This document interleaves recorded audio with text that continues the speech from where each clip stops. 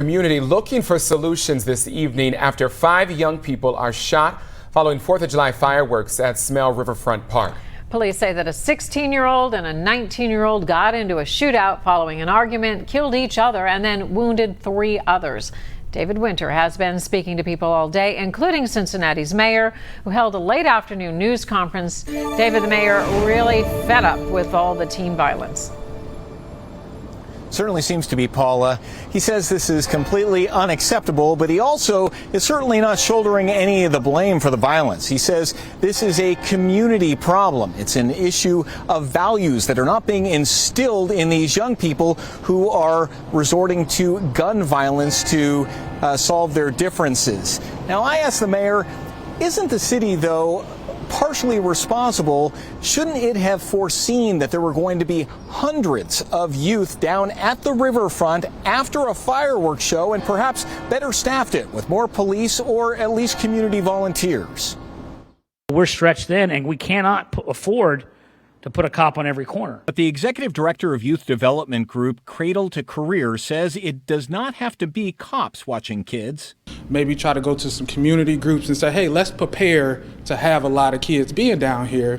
Then ultimately providing that guidance and supervision that we know if there's 400 kids in a particular location or area, if there are caring adults around, then there's less likely for those kind of incidents to kind of occur.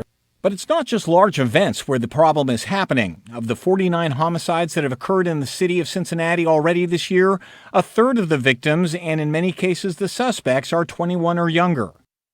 The pool at the YMCA on Lynn Street may tell part of the problem, still closed since COVID hit.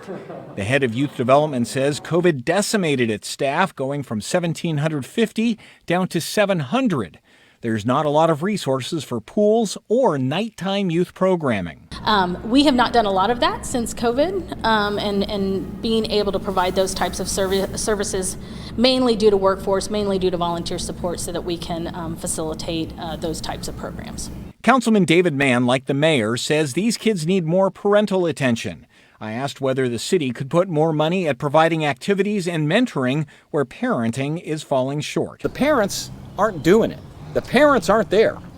That's the problem. Well, the answer, so we got to provide something in place of them. And we do. We spend millions of dollars supporting our recreation department, summer employment opportunities, a number of agencies that do just what we're talking about. To the extent we're able, apparently we need to do more. And a quick update on the 3 young victims who were caught in the crossfire. 2 were treated and released. 1 is still in the hospital, a 16-year-old girl in critical condition still. Now, the mayor says that on Thursday, the ATF, the FBI, and the Department of Justice are going to hold a press conference to address this issue of teen violence and firearms. Paula? All right, thank you, David. Well, prosecutor Joe Dieters weighed in. He says his office is declaring war on illegal guns.